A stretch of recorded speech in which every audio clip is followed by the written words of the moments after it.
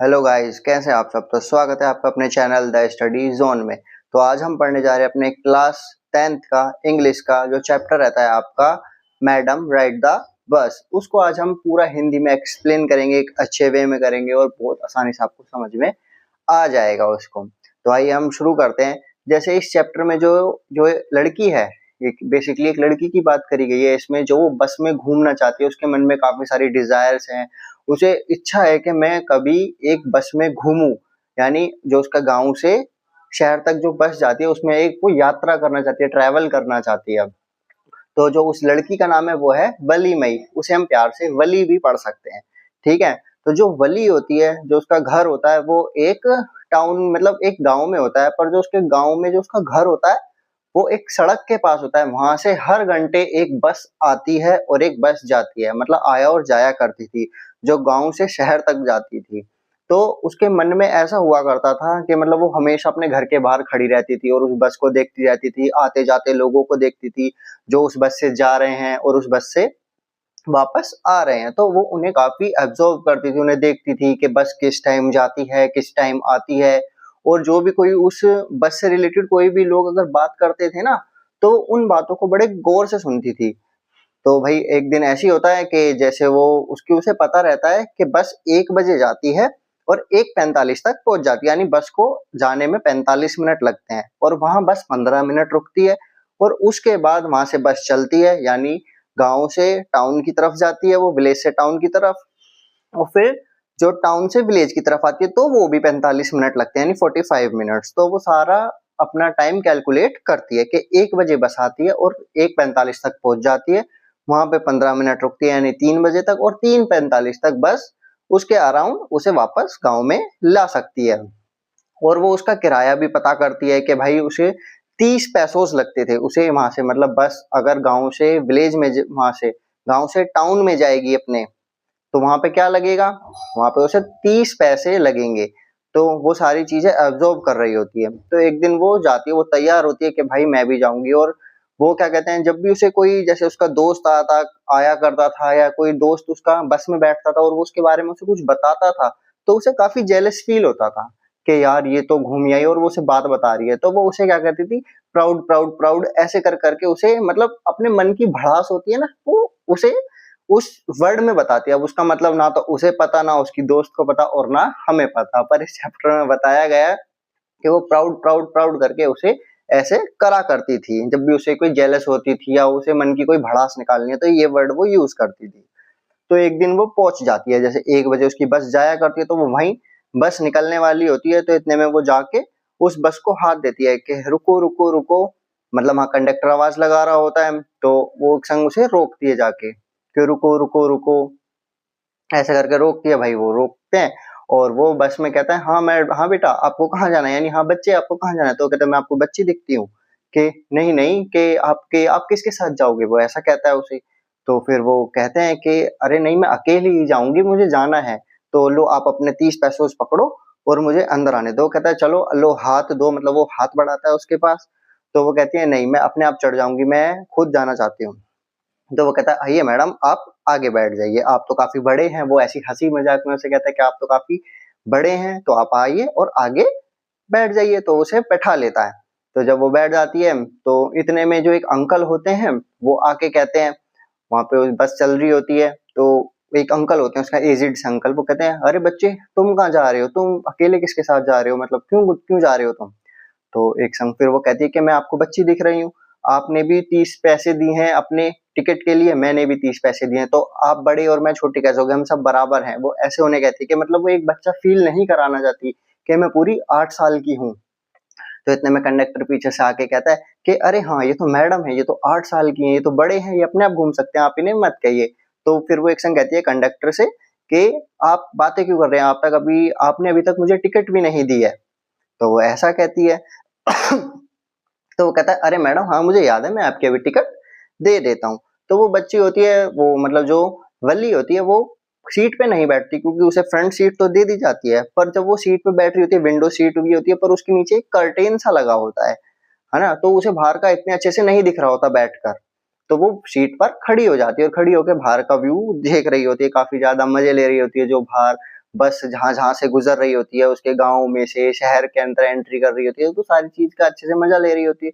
इतनी देर में एक आंटी, यानी बस दूसरे स्टॉप पे रुकती है, तो एक आंटी होती है, लेडी होती है, वो आके उसके बराबर में बैठ जाती है। तो वो उसे एक अजीब सी लेडी बताती है कि वो इतनी अजीब सी थी, उसके कान इतने बड़े बड़े थे, उन्होंने कानों में जो इयररिंग्स पहन रखे थे वो भी काफी बड़े बड़े थे, और उनके मुंह से इतनी बुरी बदबू आ रही थी कि उनसे कोई बात कैसे ही कर लेता।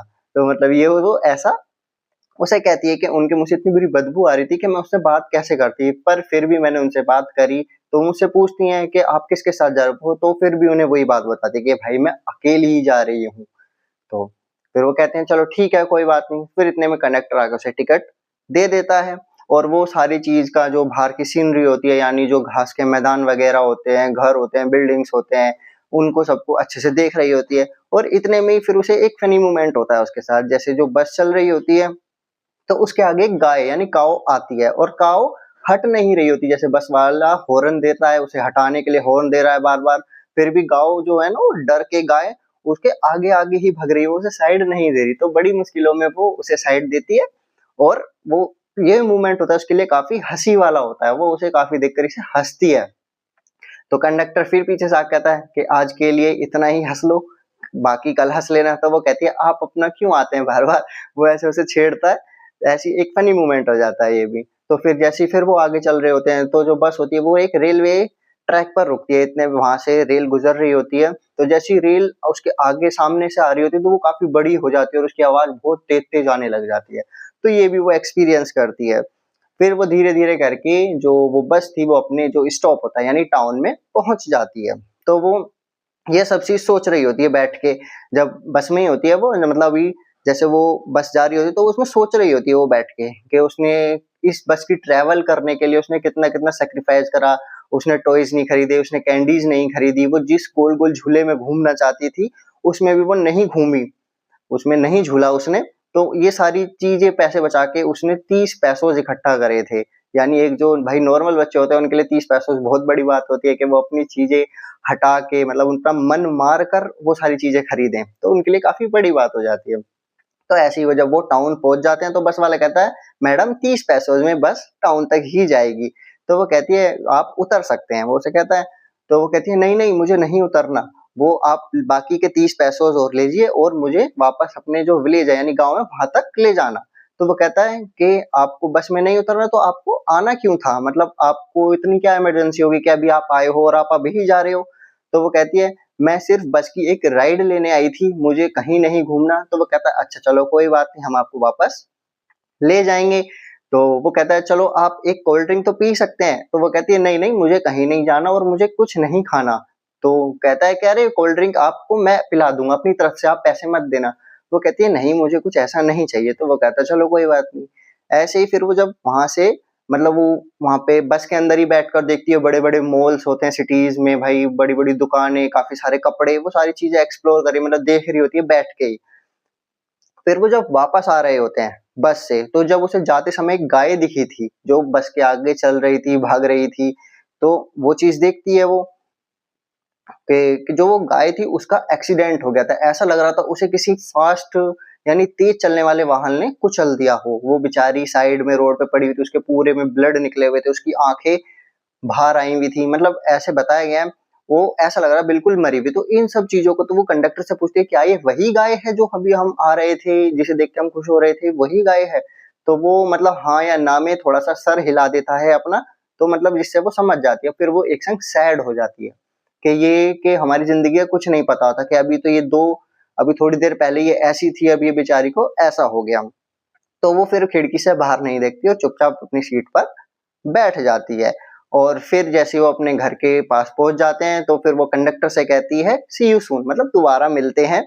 और वो जल्दी से खुश होकर वापस अपने घर की तरफ जा रही होती है।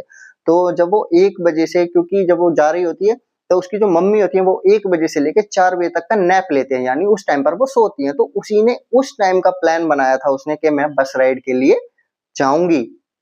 तो वो उसी टाइम पर जाती है और 3:40 तक बस वाला उसे उसके घर पर पहुंचा देता है। तो जैसे ही वो अपने घर में जा रही हो तो उसकी एक आंटी और उसकी मम्मी आपस में बातें कर रही होती हैं घर में घुसते ही।